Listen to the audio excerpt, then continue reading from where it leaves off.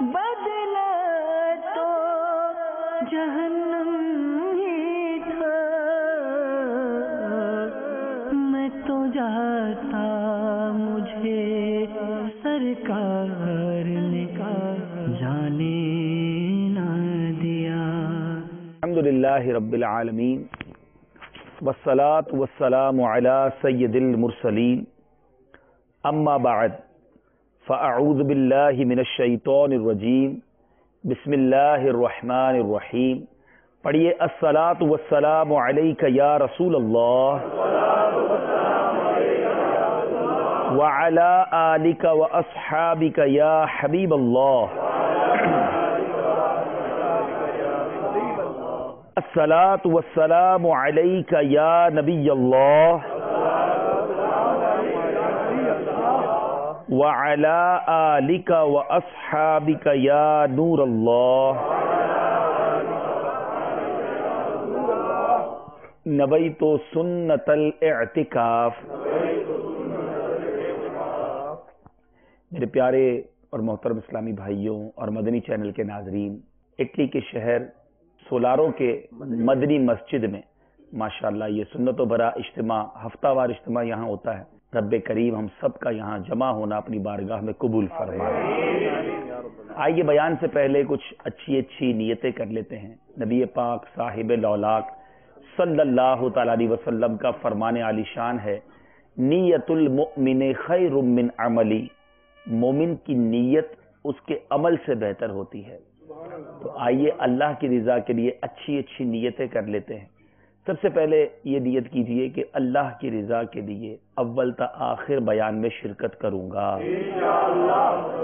گفتگو سے بچتے ہوئے، ادھر ادھر دیکھنے سے بچتے ہوئے، موبائل فون کے استعمال سے بچتے ہوئے، بیان کی تعظیم کی نیت سے ممکن ہوا تو دو زانو بیٹھ کر بیان سنوں گا۔ یہ بھی نیت کر لیں انشاءاللہ کہ بیان کے بعد سلام اور مصافحہ کی سنت کو بھی ادا کروں گا۔ درود پاک پڑھنے کے بے شمار فضائل و برکات ہیں۔ کعبے کے بدر الدجا، طیبہ کے شمس الضحا، دافع جملہ بلا، شافع یوم جزا، صلی اللہ تعالی علیہ وسلم کا بڑا ہی پیارا فرمان۔ اس حدیث پاک سے ہمیں بہت سارے مدنی پھول سیکھنے کو ملیں گے۔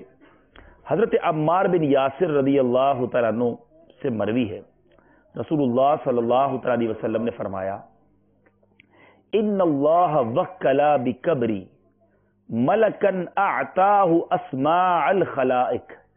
میرے آقا فرماتے ہیں بے شک اللہ عز و جل نے ایک فرشتہ میری قبر پر مقرر فرمایا ہے جسے اللہ عز و جل نے تمام مخلوق کی آوازیں سننے کی قوت عطا فرمائی ہے۔ اس سے پہلے کہ حدیث پاک کو مزید تھوڑا سا آگے کی طرف لے جاؤں، مزید اس کے کانٹینٹ کو بیان کروں، ذرا غور طلب بات ہے۔ دربار رسول صلی اللہ تعالی علیہ وسلم پر موجود مقرر ایک وہ فرشتہ جو کہ نبی پاک علیہ الصلوۃ والسلام کا گویا دربان ہے۔ دربان کی سماعت کا عالم یہ ہے کہ وہ صرف انسانوں کی نہیں، تمام مخلوق کی آوازیں سننے کی طاقت رکھتا ہے۔ انسان بھی، جنات بھی، چرند بھی، پرند بھی، رب کی مخلوق تو بہت بڑی نا۔ اچھا مزید آگے آپ سنیے، یہ پوائنٹ ذہن میں رکھیے گا، یہ بات ذہن میں رکھیے گا۔ میرے آقا فرماتے فلا یصلی علی احد الی یوم القیامہ، پس قیامت تک جب بھی کوئی مجھ پر درود پڑھتا ہے، الا ابلغنی باسمی و اسمی ابی، تو وہ مجھے اس کا اور اس کے باپ کا نام پیش کرتا ہے۔ کیا کہتا ہے؟ ھذا فلان ابن فلان قد صلی علیک، یا رسول اللہ فلاں بن فلاں نے آپ پر درود پاک بھیجا ہے۔ اب ذرا غور کیجئے، دنیا کا دستور ہے جو کسی کے گھر کا چوکیدار ہوتا ہے، جو کسی کے در کا دربان ہوتا ہے، گھر والا صاحب در جو ہے وہ دربان سے زیادہ پاورفل ہوتا ہے۔ اب چوکیدار زیادہ پاورفل ہو تو اسی کو گھر میں بٹھا دو بھائی۔ چوکیدار ہوتا ہے حفاظت کے لیے، دربان ہوتا ہے خدمت کے لیے، میسنجر ہوتے ہیں پیغام پہنچانے والے، وہ سب اس شخص سے وہ جو شخص ہے وہ اس سے زیادہ پاورفل ہوتا ہے، جبھی تو دربار بار کھڑا کیا گیا۔ تو جب مصطفیٰ کریم علیہ الصلوۃ والسلام کے روضے پر موجود فرشتے کی سماعت کا عالم یہ ہے، تو میرے آقا کی سماعت کا عالم کیا ہوگا؟ اچھا، اب سماعت ذرا غور کیجیے، کبھی غور کرے کہ دنیا میں روزانہ کتنے درود پڑھے جاتے ہیں۔ ہم اس وقت اٹلی میں موجود ہیں، اور یہ بھی ایک چھوٹا سا علاقہ ہے، یہاں بھی سینکڑوں عاشقان رسول جمع ہیں، یقیناً روزانہ درود پڑھتے ہوں گے، درود و سلام کی صدائیں بلند ہوتی ہوں گی۔ دنیا کے کونے کونے میں، east west north south, Asia, افریقہ، امریکہ، کینیڈا، یورپ، اور پھر جائیں جناب آپ دنیا کے کون سا کونا ہے جہاں میرے آقا علیہ الصلوۃ والسلام پر درود پڑھنے والے مرد، عورتیں، اسلامی بھائی، اسلامی بہنیں، بچے درود پاک پڑھتے ہیں۔ شاید کوئی کاؤنٹر لگایا جائے تو کاؤنٹ نہیں ہو سکتا کہ پیارے آقا علیہ الصلوۃ والسلام پر کتنے درود پڑھے جا رہے ہیں۔ But where ever in the world, دنیا میں کہیں بھی کوئی درود پڑھتا ہے تو وہ فرشتہ سن لیتا ہے۔ اچھا، مدینے میں موجود ہے وہ فرشتہ، میرے آقا نے فرمایا نا، میری قبر منور پر ایک فرشتہ ڈپیوٹ کیا گیا ہے، مقرر کیا گیا ہے۔ مدینے میں موجود فرشتہ سن لے تو مدینے والے آقا سن لیں تو اس میں تو کوئی قباحت نہیں ہے۔ جب ہم کہیں دور و نزدیک کے سننے والے وہ کان لالے کرامت پہ لاکھوں سلام، تو یہ تو الحمدللہ حدیث پاک سے ہم سن رہے ہیں۔ اچھا، مزید آگے چلتے ہیں۔ ایک تو ہے آواز سننا، آواز سننے کے ساتھ ساتھ وہ فرشتہ یہ بھی پہچان لیتا ہے کس لیے درود پڑھا ہے۔ چلیں اب آپ کہیں گے جناب موبائل فون آ گئے، موبائل فون پر کال آتی ہے تو کالر آئی ڈی ہوتی ہے، اس میں پتا چل جاتا ہے کس نے کال کی ہے۔ اب یہ ٹیکنیکل بات ہو گئی نا، لیکن اس فرشتے کو ایک اور اسپیشلٹی حاصل ہے، وہ یہ بھی پہچان لیتا ہے پڑھنے والے کے والد کا نام کیا ہے۔ ایک فرشتے کے پاس اتنا علم، آواز بھی سن لے، پہچان بھی لے، اس کے والد کا نام بھی پہچان لے، تو میرے آقا کے علم کا عالم کیا ہوگا۔ لکھتے ہیں نا شاعر، فریاد امتی جو کرے حال زار میں، ممکن نہیں کہ خیر بشر کو خبر نہ ہو۔ ہجر نبی میں آہ کہاں بے اثر گئی، تڑپے جو ہم یہاں تو مدینے خبر گئے۔ بہرحال اب یہ بات تو ہو گئی عشق کی، یہ بات تو ہو گئی عقیدے کی، اب عشق کی بات۔ اس حدیث پاک میں ایک اور بات سیکھنے کو ملتی ہے۔ آپ کو کوئی شخص جس سے آپ کو بڑا پیار ہو، بڑی محبت ہو، بہت رسپیکٹ ہو، کوئی آ کر کہے کہ آپ کا تذکرہ وہاں ہوا ہے، مثال کے طور پہ آپ کو کہے آپ کے پیر صاحب کے پاس آپ کی بات ہو رہی تھی، طبیعت ہری بھری ہو جاتی، اچھا میری بات ہو رہی تھی، میرا نام لیا گیا، واقعی میرا تذکرہ ہوا، بندہ سنتے ہی مزے میں آ جاتا ہے نا۔ ایک غلام کے لیے، ایک امتی کے لیے، ایک عاشق رسول کے لیے اس سے بڑی سعادت کیا ہوگی کہ وہ ادھر درود پڑھے اور فرشتہ آقا کی بارگاہ میں ہمارا نام لے لے۔ یا رسول اللہ، اٹلی کے شہر سولارو میں دور دراز میں رہنے والا آپ کا ایک عاشق ہے جس کا نام یہ ہے، اس کے والد کا نام یہ ہے، یا رسول اللہ اس نے آپ پر درود بھیجا ہے، اور جو بار بار درود پڑھے، بار بار فرشتہ نام لے، یا رسول اللہ پھر درود پڑھا ہے، آقا پھر درود پاک کا تحفہ بھیجا ہے، یا رسول اللہ صبح بھی بھیجتا ہے، شام کو بھی بھیجتا ہے۔ اللہ اللہ، جو عاشق رسول دن میں سینکڑوں بار پڑھے، روزانہ کئی بار دربار رسول میں حاضری لگتی جاتی ہے، اور جس کا بار بار نام لیا جائے اس پر کبھی تو توجہ ہو جائے گی کہ چلو اس دیوانے کا کام کر دیتے ہیں، ہمیں روز یاد کرتا ہے، ہمیں روز ہم پر درود و سلام بھیجتا ہے، آج اس کی بگڑی بنا دیتے ہیں۔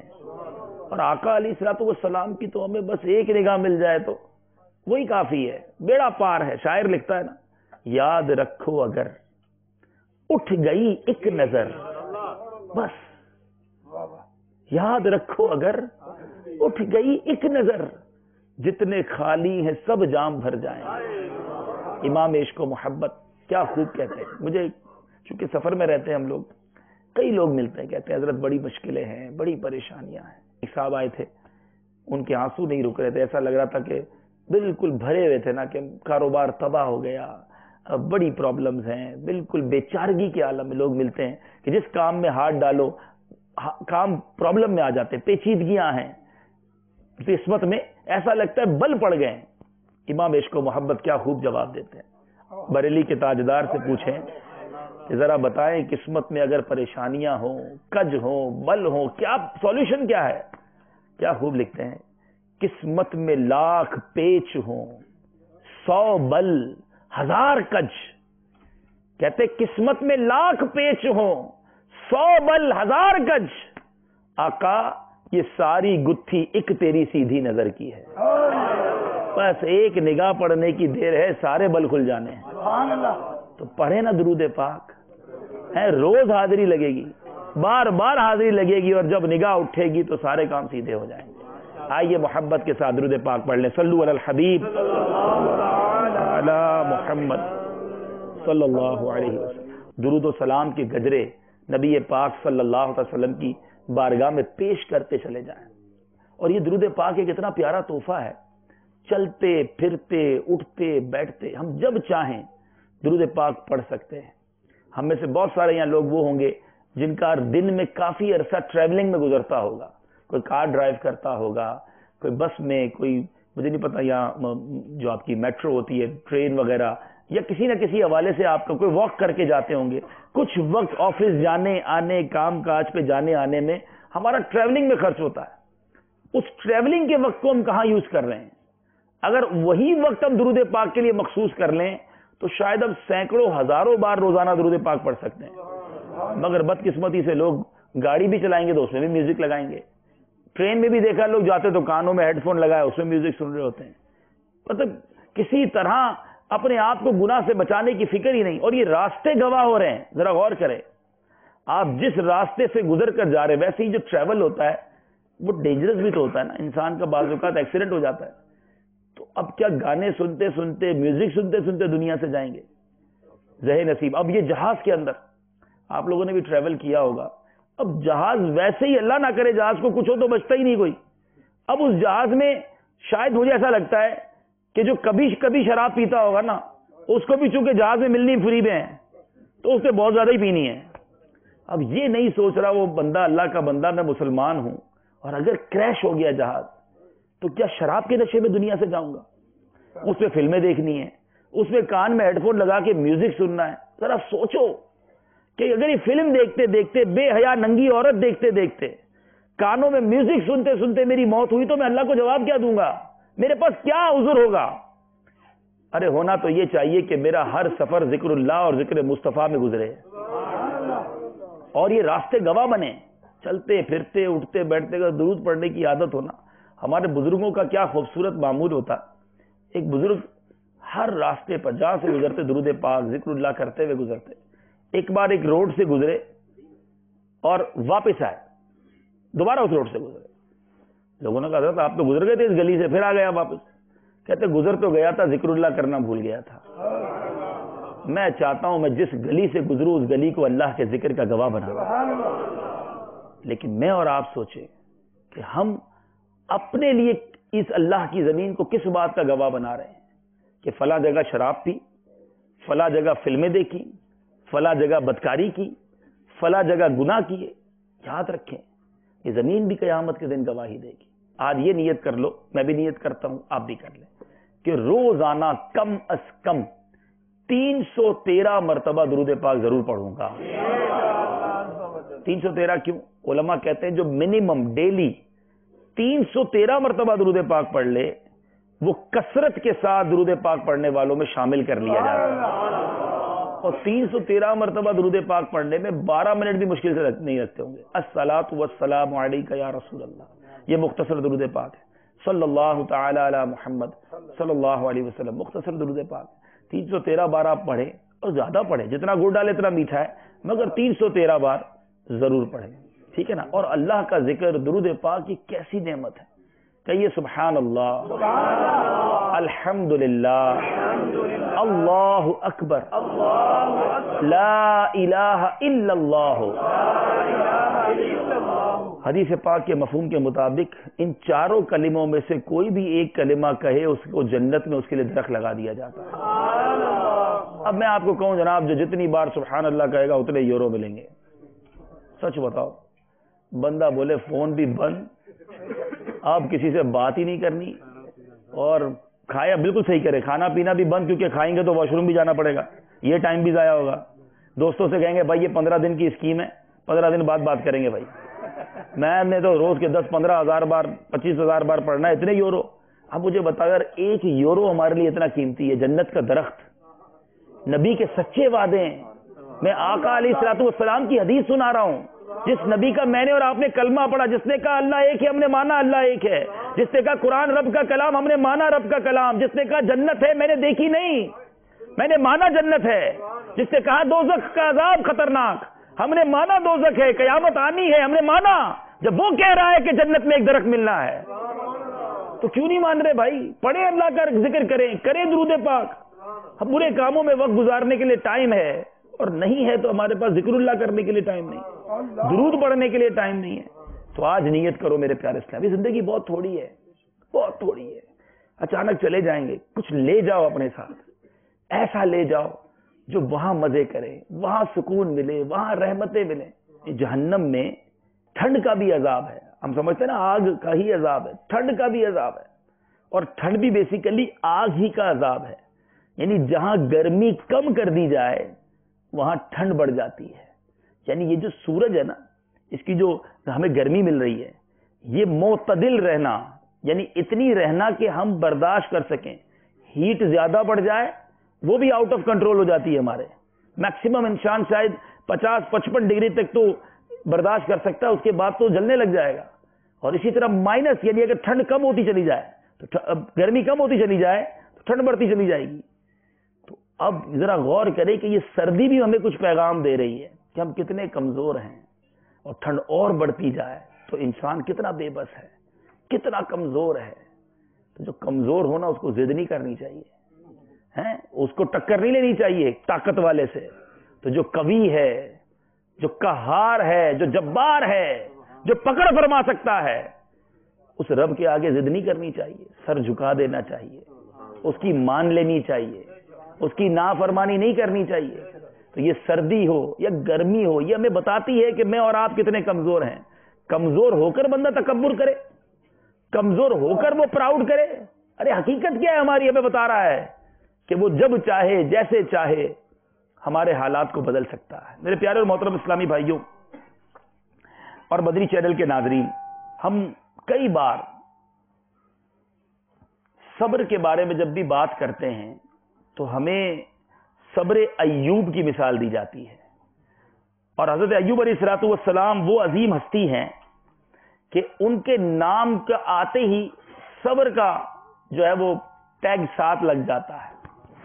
لیکن شاید ہماری اکثریت کو یہ پتا نہ ہو کہ حضرت ایوب علیہ الصلوۃ والسلام کے ساتھ ایسا کیا ہوا تھا کہ جس پر انہوں نے ایسا صبر کیا کہ آج صبر کا نام جب لیا جاتا ہے تو صبر ایوب کی بات کی جاتی ہے. آج غور سے سنتے ہیں. اور یہاں یہ ایک اور چوٹ کرنے کے لیے کہوں گا کہ یہ پتا نہیں ہے تو کیوں پتا نہیں ہے. ہمیں آج یہ تو پتا ہے کہ کون سے ملک کا کون صدر ہے, کون سا ملک کس نے آزاد کیا, کس ملک کی ہسٹری کیا ہے, کون سی کرکٹ ٹیم آج کہاں پہنچ گئی, کون سی فٹ بال ٹیم آج میچ جیت گئی, سیاست دانوں کی پارٹیوں کے سربراہوں کے نام کیا ہیں, ان کے بچوں کے نام کیا ہیں, یہ سب پتا ہے مسلمان کو. ہمارے بچوں کو یہ پتا ہے بلب کس نے ایجاد کیا, گاڑی کس نے ایجاد کی. انبیاء کے بارے میں کون بتائے گا, صحابہ کرام علیہم رضوان کے بارے میں کون بتائے گا. آج بات کریں تو ورلڈ وار 1, ورلڈ وار 2 اور فلاں جنگوں کی باتیں سب کو پتا. کیا ہمیں پتا ہے غزوہ بدر میں کیا ہوا تھا؟ کیا ہمیں پتا ہے غزوہ احد میں کیسی جانثاری کی داستانیں رقم کی گئی؟ غزوہ تبوک میں شدید گرمی میں صحابہ کرام نے کیسے سفر کیا؟ ایسے ایسے غزوات موجود جس میں کمال طریقے سے قربانی کی داستانیں رقم کی گئی. مگر اسلامک ہسٹری سے اتنا دور ہم زندگی گزار رہے ہیں. یہ کیسی زندگی ہے؟ ہم مسلمان ہیں, یہ واقعات قرآن و حدیث میں موجود ہیں, اور ہم خود بھی اسلامک ہسٹری سے دور اور اپنے بچوں کو بھی نہیں پڑھا رہے. آپ اپنے بچوں کو اگر دنیاوی تعلیم دینا چاہتے ہیں تو شرعی تقاضوں کے مطابق دیجئے, مگر اس دنیاوی تعلیم کے چکر میں دینی تعلیم سے اتنا دور تو نہ کر دیجئے کہ کچھ پتہ ہی نہ ہونے. میں ہاتھ نہیں اٹھواؤں گا کہ کس کس کو پتا ہے کہ حضرت ایوب علیہ الصلوۃ والسلام کو کیا ایسی پرابلمز آئیں جس پر انہوں نے صبر کیا. لیکن خود ہی اپنے آپ سے پوچھ لیجئے کہ ہمیں بہت کچھ نہیں پتا جو ہمیں پتا ہونا چاہیے تھا. بہرحال جب حضرت سیدنا ایوب علیہ نبینا علیہ الصلوۃ والسلام کی آزمائش کا وقت آیا تو حضرت جبرائیل علیہ نبینا علیہ الصلوۃ والسلام نے حاضر ہو کر عرض کی، اے ایوب، ان قریب آپ کا رب آپ پر ایسی آزمائش اور ہولناک معاملہ نازل فرمائے گا کہ جسے پہاڑ بھی برداشت نہیں کر سکتے. پہلے ہی بتا دیا گیا، ایسا نہیں آ گئی تو صبر کیا، یہ اور مشکل ہوتا ہے. پہلے ہی بتا دیا بھائی دیکھو یہ آنے والا ہے. اب اللہ کے نبی سے دعا کر دے تو یا اللہ ٹال دے، یا اللہ یہ مصیبت نہ آئے، میں میرے بچے محفوظ رہیں. سنو حضرت ایوب علیہ الصلوۃ والسلام نے کیا جواب دیا. فرماتے ہیں اگر میں محبوب کے ساتھ تعلق میں ثابت قدم رہا تو ضرور صبر کروں گا، یہاں تک کہ میرے بارے میں یوں کہا جائے یہ انتہائی تعجب خیز بندہ ہے. پھر آپ علیہ نبینا علیہ الصلوۃ والسلام کو یہ ندا دی گئی، اے ایوب آزمائش کے لیے تیار ہو جاؤ، میرا حکم و فیصلہ نازل ہونے تک صبر کرتے رہو. اب حضرت ایوب علیہ الصلوۃ والسلام نے کیا کہا، میں راضی ہوں. وہ پنجابی کے شاعر لکھتے ہیں نا، جے سونا میرے دکھ وچ راضی، میرا رب راضی ہے نا میرے دکھ پر. جے سونا میرے دکھ وچ راضی، میں سخنو چلے پاوا. وہ سکھ کس کام کا جس سے میرا رب ناراض ہو جائے. تو اب ہوا کیا، اب یہ آزمائش آئی کیوں، پہلے اس کا سبب ریزن کیا تھا. شیطان جو ہے اس نے اللہ تبارک و تعالیٰ کی بارگاہ میں کہا کہ اے اللہ، ایوب تیرا شکر گزار بندہ ہے اس لیے کہ تو نے اسے مال، رزق اور اولاد میں بڑی وسعت دی ہے، بڑے خوشحال تھے، ویل سیٹ. تو کہا اس لیے یا اللہ تیرا شکر ادا کرتا ہے تیرا یہ بندہ، تیرے نبی ہیں، کہ تو نے انہیں مال بھی دیا ہے، اولاد بھی دی ہے، بڑی وسعت دی ہے، صحت بھی دی ہے. اگر تو یہ ساری چیزیں واپس لے لے تو یہ ایک لمحہ بھی تیری اطاعت نہ کریں گے. اللہ عز و جل نے کیا ارشاد فرمایا، میرا رب بھی تو جانتا ہے نا، فرمایا وہ اپنی حالت ہرگز تبدیل نہ کرے گا. چنانچہ جب آزمائش شروع ہوئی آپ کی ساری اولاد لے لی گئی، یعنی آپ کی اولاد ایک ایک کر کے، ایک روایت کے مطابق ایک گھر تھا اس میں اولاد آپ کی موجود تھی، وہ گھر ہی گر گیا، سارے کے سارے بچے شہید ہو گئے. آپ اللہ کی عبادت میں مصروف رہے. دوسرے دن آپ کا تمام مال جو تھا، اسباب، جانور، مویشی، سب کو آگ لگ گئی. کسی نے آ کر کہا کہ حضور آپ کے مویشی بھی جل گئے.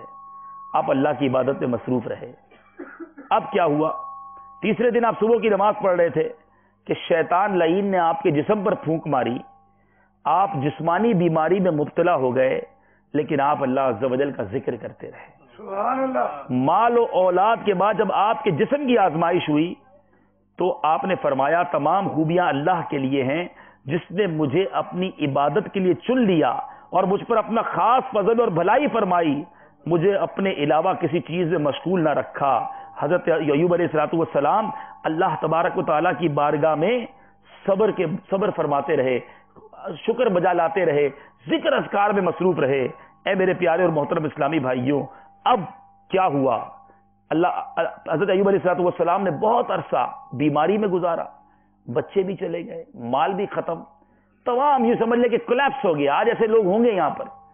ایک اسلام میں ملے مجھے، میں آپ کو کیا بتاؤں، انہوں نے جو بات بتائی مجھے، وہ کہتے ہیں کہ ان کے کوئی دوست تھے کہ ان کی گاڑی، کئی خاندان والے آ رہے تھے، گاڑی کا ایکسیڈنٹ ہوا، ان کے سارے بچے، ان کی بچوں کی امی اور غالباً ایک دو مزید والدین میں سے بھی کوئی ایک، سب کے سب اس میں شہید ہو گئے.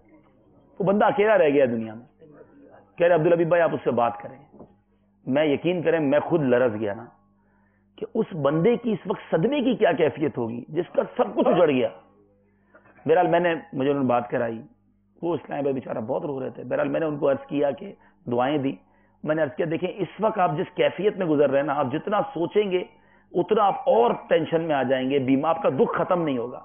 میرا مشورہ ہے کہ آپ کچھ دنوں کے لیے مدنی قافلے میں چلے جائیں، آپ کا ذہن وہاں سے ہٹے، ورنہ سوچ کے ظاہر ہے آپ کی طبیعت خراب ہوتی رہے گی. بہرحال بہت تکلیف میں تھے. اللہ تعالیٰ ان تمام جن کی شہادت ہوئی، اللہ تعالیٰ ان سب کی مغفرت فرمائے، درجات بلند فرمائے. لیکن میں تھوڑی دیر کے لیے سوچتا رہا، آپ بھی سوچیں ابھی کہ سب کچھ ہے ہمارے پاس، جن کے پاس ہے، گھر ہے، فیملی ہے، لیکن اللہ چاہے تو یہ سب لمحوں میں چلا جائے گا. یہ اس کے ہاتھ میں ہے نا. وہ جب تک چاہے گا ہمارے پاس رہے گا. حضرت ایوب علیہ السلام کے پاس سے سب چلا گیا. زبردست مال مویشی تھے, زبردست گھر تھا, فیملی تھی, وسعت تھی, رچ مین, اور راتوں رات جس کو کہتے ہیں نا سب چلا گیا, مگر زباں پر شکوائے رنج و علم لایا نہیں. وہ شکوائے رنج و علم نہیں لائے, شکر بجا لاتے رہے. ہوا کیا؟ اللہ تبارک و تعالیٰ کی طرف سے ندا دی گئی, اے ایوب تو نے ہماری آزمائشوں پر صبر کیا, ہم تجھے تیرا مال اور اولاد لوٹا دیں گے, اور تیرے جسم کو آزمائش سے عافیت بخشیں گے, اور تیرا نام اپنی آخری کتاب میں لکھ دیں گے, اور تیرا ذکر محبوب بندوں کے رجسٹر میں پھیلا دیں گے. اور ایسا ہی ہوا, آپ کی صحت بھی واپس آ گئی, مال بھی آ گیا, اولاد بھی آ گیا, اللہ تعالیٰ نے واپس سب لوٹایا. مگر ایک تو شیطان کا وہ جواب ہو گیا کہ اللہ کے نیک بندے مشکل حالات میں بھی صبر کرتے ہیں. تو آج میرا موضوع یہی ہے میرے پیارے اسلامی بھائیوں کہ کیا ہم صبر کا دامن تھامتے ہیں؟ پڑھتے تو بڑے ہیں ان اللہ مع الصابرین, ٹھیک ہے, لیکن آج یہ سمجھنے کی کوشش کریں گے کہ صبر نعمت کتنی بڑی ہے, صبر کا اجر کتنا زیادہ ہے, اور ان تکلیفوں پر, ان آزمائشوں پر صبر کرنے سے ہم جنت حاصل کر سکتے ہیں, مگر بے صبری کر کے, ناشکری کر کے, اول فول بک کے اللہ تعالیٰ کو مزید ناراض کر دیتے ہیں. اے میرے پیارے اور محترم اسلامی بھائیوں, اللہ تبارک و تعالیٰ قرآن مجید میں ارشاد فرماتا ہے سورہ بقرہ میں, ان اللہ مع الصابرین, بے شک اللہ صابروں کے ساتھ ہے.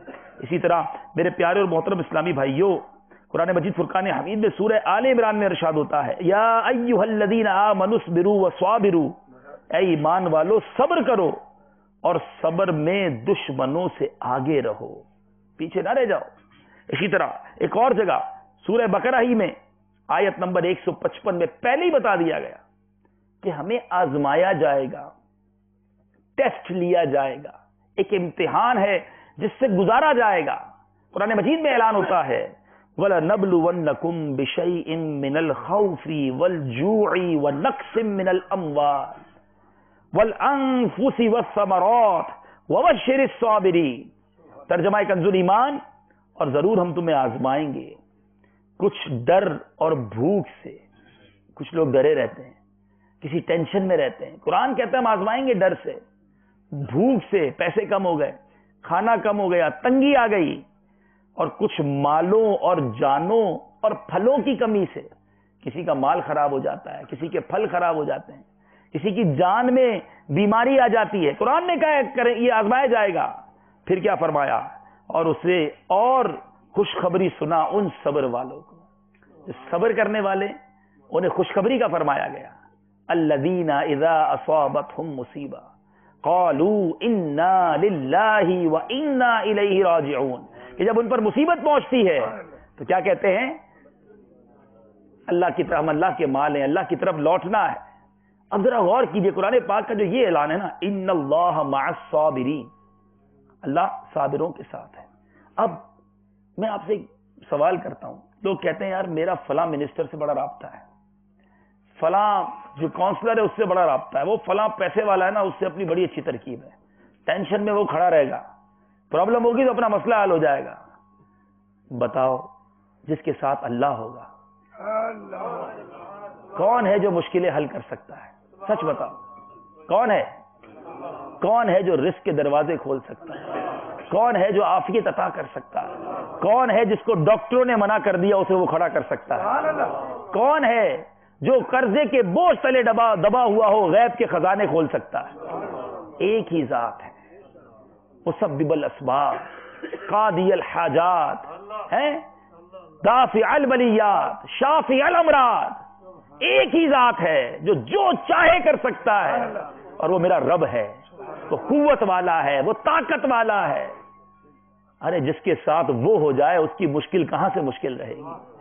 اس کی پریشانی, تم دنیا داروں کے ساتھ ہونے پر خوش ہوتے ہو, فلاں سے تعلق ہے, فلاں سے رابطہ ہے, رب نے خود فرمایا صبر کرو میں تمہارے ساتھ ہوں. صبر نہیں ہے, یہی پرابلم ہے. اگر بندہ صبر کر لے اور رب کا ساتھ آ جائے پھر پرابلم نہیں رہنی.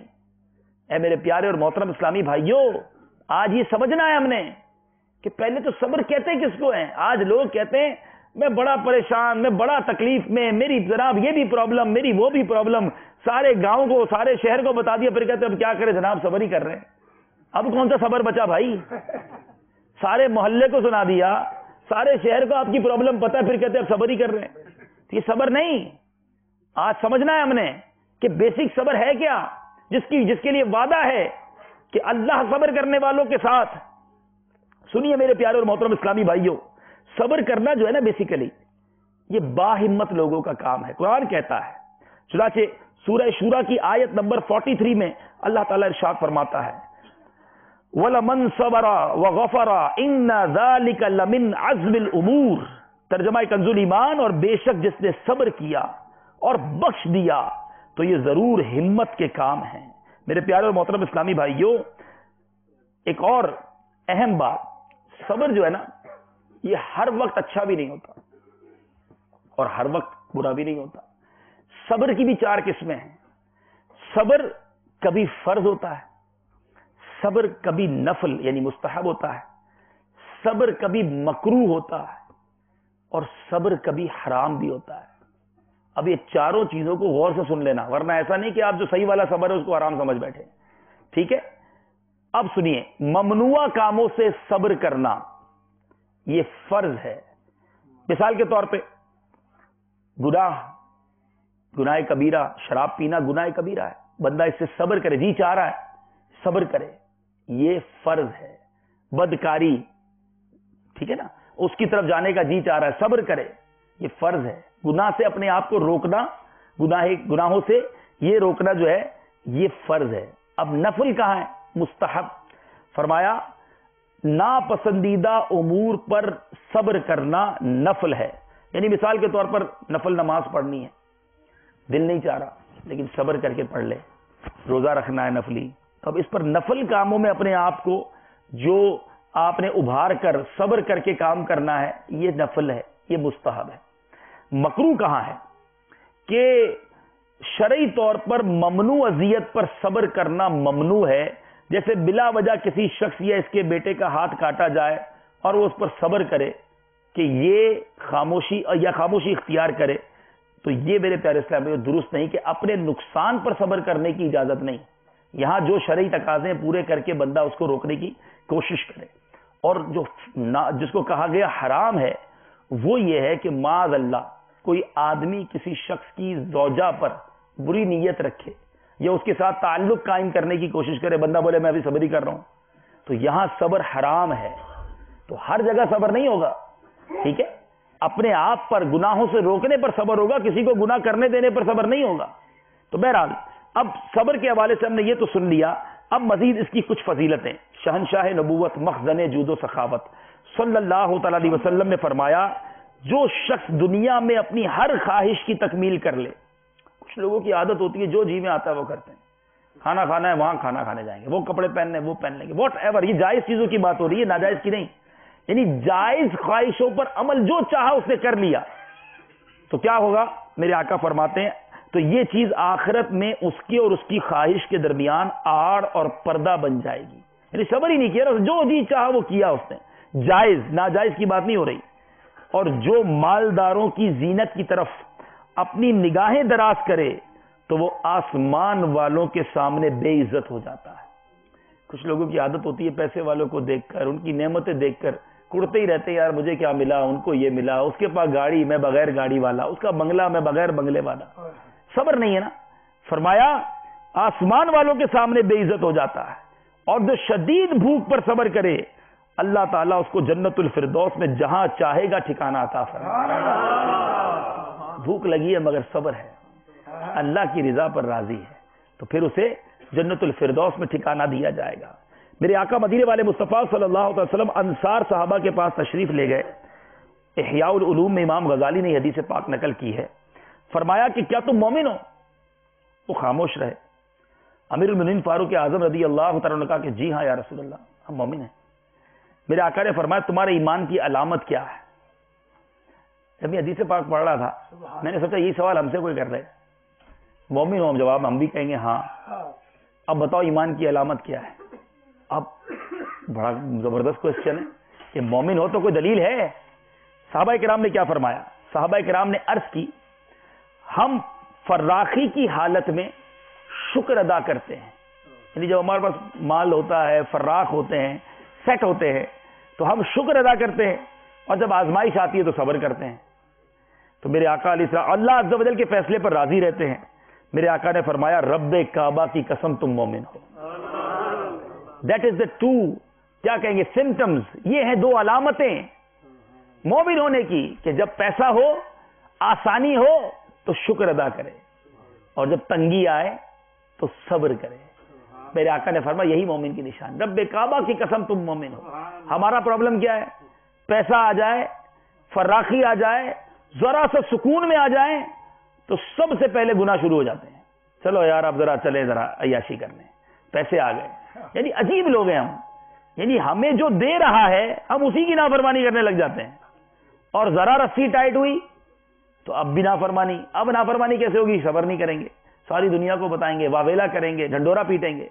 آپ ذرا، میں دنیا کی اگزامپل دیتا ہوں، مثال کے طور پہ کوئی بھائی ہوں، انہوں نے آپ کو 5000 یورو کبھی ضرورت پڑی ہو آپ کو تحفے میں دیے ہوں، یا آپ کو قرض دیا ہو، یا آپ بے روزگار ہو، کسی نے آپ کو نوکری لگا دی ہو، یا آپ کو بڑا قیمتی سا کوئی تحفہ دیا ہو۔ آپ ساری زندگی اس شخص کے خوش شکر گزار رہیں گے، یار یہ بڑا زبردست بندہ ہے، اس نے میری مصیبت کے وقت مدد بھی کی تھی، قرض چاہیے تھا تو قرض دیا تھا، نوکری نہیں تھی تو نوکری لگا دی۔ کبھی بھی نہیں چاہو گے کہ وہ بندہ ناراض ہو جائے، ایسا ہی ہے نا؟ تو یار اس نے بڑا ساتھ دیا، اب اس کو ناراض نہیں کرنا۔ جو ایک بار احسان کرے وہ ناراض نہ ہو، یہ خیال ہے۔ جس رب نے اتنی نعمتیں دی وہ ناراض ہو، اس کا خیال نہیں۔ اللہ نے پیسہ دیا، پیسہ ملتے ہی اسی پیسے سے جو رب نے دیا ہے اسی کی نافرمانی شروع۔ شراب پینا، بے حیائی کرنا، بد کلامی، بد نگاہی، میں کیا کیا ایگزامپل دوں۔ کیسینو میں کون جاتا ہے؟ غریب تھوڑی جاتا ہے، پیسے لے کر ہی جاتا ہے نا لٹانے کے لیے۔ دیے کس نے؟ رب نے، اور اسی نعمت سے اسی کی نافرمانی۔ ہونا تو یہ چاہیے تھا رب عطا فرماتا میں اور شکر کرتا، میں اور سجدے کرتا، میں اور عبادت کرتا، میں غریبوں کی مدد کرتا، مگر یہاں رب عطا فرماتا ہے، ہم اسی کی نافرمانی کرتے ہیں۔ کیسی عجیب بات ہے۔ شادی فنکشن شروع ہوئے اور روزانہ رب کو ناراض کرنے والے کام، کبھی مہندی کے نام پر، کبھی ڈھولکی کے نام پر، کبھی آتش بازی کے نام پر، کبھی ڈانڈیا کے نام پر، کبھی لڑکوں کی الگ محفل کے نام پر جوا، تو کبھی لڑکیوں کی الگ محفل کے نام پر بے حیائی کا بازار۔ ذرا سوچو تو صحیح، جس رب نے یہ خوشی کا موقع دیا اسی کو ناراض کر رہے ہو۔ ہونا تو یہ چاہیے کہ گھر میں اور سجدے ہوتے کہ میرے مولا تو نے آج یہ خوشی کا موقع دیا، ہمارے بچوں کا صحرا سجا، یا اللہ یہ خوشیوں کو دائم رکھنا، انہیں نیک اولاد دینا۔ پھر لوگ کہتے ہیں بچی گھر روٹ کر آ گئی، بچی کو طلاق ہو گئی، گھر میں جھگڑے ہو رہے ہیں، اولاد نہیں ہو رہی، آپس میں بنتی نہیں ہے۔ ارے ذرا سوچو، جس عمارت کی بنیاد ہی تم نے اللہ کی نافرمانی پر ڈالی تھی، جس بلڈنگ کو بناتے وقت اس کی بنیادوں میں رب کی نافرمانی کا تم نے پانی ڈالا تھا، وہ عمارت کیسے مضبوط کھڑی ہوگی، اس میں کیسے برکت آئے گی؟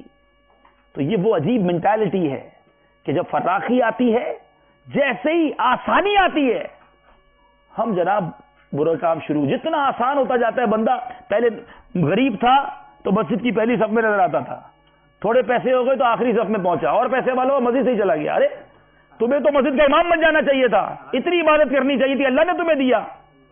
ذرا سی فراخی آئی، بندہ پہلے مسجد سے غائب ہو جاتا ہے۔ یہ کیا ہے؟ یعنی اس لیے ہم نے رب سے نعمتیں مانگی۔ تو یہ پیارے آقا علیہ الصلوۃ والسلام نے بڑی خوبصورت حدیث پاک ہے کہ ہم صحابہ نے کیا کہا، فراخی ہوتی ہے تو شکر ادا کرتے ہیں، آزمائش آتی ہے تو صبر کرتے ہیں، اللہ کے فیصلوں پہ راضی رہتے ہیں۔ رب کعبہ کی قسم میرے آقا نے فرمایا تم مومن ہو۔ اور میں اور آپ آج چیک کریں کہ میرے اور آپ کے اندر یہ علامتیں موجود ہیں۔ جب یہ 2 قسم کے معاملات آتے ہیں، ہم بڑے عجیب لوگ ہیں، خوشی میں بھی ہم نے رب کو یاد رکھنا ہے، ہماری باؤنڈریز ہیں، وی آر مسلم، ہم مادر پدر آزاد لوگ نہیں۔ ہماری خوشی کا طریقہ بھی اسلام نے بیان کیا، ہمارے غم کا طریقہ بھی بیان کیا، ہماری شادی کا طریقہ بھی اسلام نے بیان کیا، ہماری میت کا طریقہ بھی رب نے بیان کیا، کہ شادی میں بھی کوئی ایسا نہ ہو کہ رب کو ناراض کرنے والوں کو کاموں میں لگ جائے اور موت پر کفریہ کلمے بکے، بکواس کر کے، نالا و افغاں کر کے، کپڑے پھاڑ کے، بین کر کے کہیں رب کو ناراض نہ کر لیا جائے۔ میرے پیارے اور محترم اسلامی بھائیوں، مزید سنیے۔ اب کہ صبر پر بات چل رہی تھی، میرے پیارے اسلامی بھائی، اب جو وہ لوگ ہیں جو مال کو بہت کچھ سمجھتے ہیں، پیسے ہی کو دنیا کی سب سے بڑی نعمت سمجھتے ہیں، سنیے، اور یا مالدار بھی ہوں گے وہ بھی سنیں اور اللہ کی بارگاہ میں زیادہ توبہ کریں. جو مالدار ہے نا، جس کو اللہ نے پیسہ دیا، اس کو اور اللہ کی بارگاہ میں توبہ کرنی ہے، کیونکہ اس نے حساب زیادہ دینا ہے. جی ہاں، سنیے، حضرت سیدنا سلمان فارسی رضی اللہ تعالیٰ عنہ کو حضرت سیدنا ابو دردہ رضی اللہ تعالیٰ عنہ نے لکھا، اے میرے بھائی، دنیا سے اتنا مال جمع نہ کرنا کہ اس کا شکر ادا نہ کر سکو. میں نے آقا علیہ الصلوۃ والسلام کی زبانی سنا ہے، قیامت کے دن ایک ایسے دنیا دار کو لایا جائے گا جس نے دنیا میں مال کے بارے میں اللہ کا حکم مانا ہوگا، یعنی حلال کمایا ہوگا اور حلال خرچ کیا ہوگا. یہ بھی میں آپ کو بتا دوں، 4 کیٹیگریز ہیں مالداروں کی، کام کرنے والوں کی، بزنس کرنے والوں کی، جاب کرنے والوں کی، ہم سب کی 4 کیٹیگریز میں ہم سارے آتے ہیں. نمبر 1، جس نے حرام کمایا، حرام خرچ کیا، وہ تو گیا ہے، اس نے کیسے جواب دے گا وہ. پھر جس نے حرام کمایا اور حلال خرچ کیا. یہاں شیطان بڑا کھیلتا ہے لوگوں سے، کہتا ہے یار کوئی بات نہیں، سود کا کام کرتے ہو، کوئی بات نہیں، تھوڑی بہت وائن بیچ لیتے ہو اسٹور پہ، کوئی بات نہیں، جھوٹ بول لیتے ہو، کچھ رشوت کا کام کرتے ہو، لیکن تم غریبوں کی مدد بھی تو کرتے ہو نا، تم نے مسجد میں بھی تو پیسے دیے ہیں، تم حج بھی کر لیتے ہو، تم عمرہ بھی کرتے ہو، تو بیلنس ہو جائے گا. شیطان یہاں تھپکی دے دیتا ہے، کوئی بات نہیں یار، کاروبار میں جو مسٹیکس ہے نا وہ نیکی کے کام میں خرچ کر لینا، مسجد بنا دینا، مدرسہ بنا دینا، کچھ علماء کی خدمت کر دینا، تمہارا معاملہ ٹھیک ہو جائے گا. کیسے ٹھیک ہوگا؟ اللہ پاک ہے اور پاک ہی کو پسند فرماتا ہے. حرام کے مال سے صدقہ قبول نہیں. ارے کبھی پیشاب سے کپڑا پاک ہوا ہے کہ جس کے کپڑے پہ گندگی لگ جائے وہ پیشاب سے رگڑے جا رہا ہے، وہ اور ناپاک ہوگا. تو حرام کما کر حلال خرچ کر کے مطمئن نہ ہو جاؤ، یہ دوسری کیٹیگری ہے. تیسری کیٹیگری، جو حلال کمائے اور حرام خرچ کرے، وہ بھی پکڑا جائے گا کہ کمایا تو حلال لیکن اب عیاشیوں میں، غلط کاموں میں خرچ کیا. چوتھی کیٹیگری ہی کامیاب لوگوں کی ہے، جو حلال کماتے ہیں اور حلال خرچ کرتے ہیں. لیکن اس میں بھی جس کے پاس مال زیادہ ہے نا، آج بات ہو رہی ہے تنگ دستوں کی، پریشان حالوں کی، مصیبت زدوں کی. تسلی رکھو، شکوہ نہ کرو کہ جو دنیا میں حلال کماتا ہے اور حلال خرچ کرتا ہے. میں حدیث پاک سنا رہا ہوں، میرے آقا نے فرمایا قیامت کے دن ایک ایسے دنیا دار کو لایا جائے گا جس نے دنیا میں مال کے بارے میں اللہ عز و جل کا حکم مانا ہوگا، اس کا مال اس کے سامنے ہوگا. جب پل صراط پر اس کے قدم لڑ کھڑائیں گے تو اس کا مال کہے گا چلو چلو، تم نے مجھ سے متعلق اللہ کا حق ادا کر دیا ہے. پھر ایک ایسے دنیا دار کو لایا جائے گا جس نے دنیا میں اللہ عز و جل کا حق ادا نہیں کیا ہوگا، اس کا مال اس کے کاندھوں کے درمیان ہوگا، اسے پل صراط سے پھسلائے گا اور کہے گا تجھے خرابی ہو، تو نے اپنے مال میں اللہ عز و جل کا حق ادا کیوں نہ کیا. وہ شخص اسی حالت پر رہے گا، کہے گا ہائے میری ہلاکت، ہائے میری بربادی. آج پیسہ لے کر، پیسہ پا کر گل چھڑے اڑانے والوں، سوچو قیامت کے دن کیا جواب دو گے. احیاء العلوم میں امام غزالی کیا لکھتے ہیں، حضرت سیدنا حسن بصری رحمۃ اللہ تعالی علیہ فرماتے ہیں، اللہ عز و جل کی قسم، جو شخص درہم کی عزت کرتا ہے اللہ عز و جل اسے ذلیل کرتا ہے. جو مال کی عزت کرتا ہے اللہ تعالیٰ اسے ذلیل کرتا ہے. سب سے پہلے درہم اور دینار جب تیار ہوئے، انوینٹ ہوئے دنیا میں، سب سے پہلے جب سکہ بنانا پہلی بار، تو شیطان نے ان کو اٹھا کر اپنی پیشانی پر رکھا اور کیا کہا، پھر اس کو بوسہ دیا اور کہا جس نے تم دونوں سے محبت کی حقیقت وہی میرا غلام ہے. تو مال سے محبت کرنے والے وہ شیطان کے غلام ہیں. اے میرے پیارے اور محترم اسلامی بھائیوں، حضرت سیدنا ہمارے اسلاف کیسے صبر کرتے. حضرت سیدنا سری علیہ رحمت اللہ الولی سے صبر کے بارے میں پوچھا گیا تو آپ نے صبر سے متعلق بیان شروع کر دیا، جیسے آج میں بھی بیان کر رہا ہوں. وہ صبر سے متعلق اس سے پوچھا، انہوں نے بیان شروع کر دیا. دوران بیان ایک بچھو آپ کی ٹانگ پر مسلسل ڈنک مارتا رہا، لیکن آپ پرسکون رہے. آپ سے پوچھا گیا کہ آپ نے اس جانور کو ہٹایا کیوں نہیں؟ فرمایا مجھے اللہ عز و جل سے حیا آ رہی تھی کہ میں بیان صبر پر کروں اور خود صبر نہ کروں.